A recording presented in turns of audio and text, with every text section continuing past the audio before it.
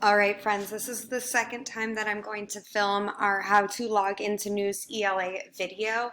And this is because I know some of us have been already having some problems.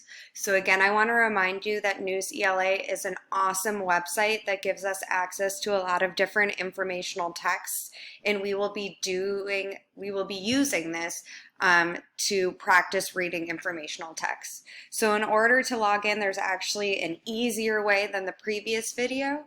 You start by opening your web browser. You type newsela.com, and then actually you press sign in.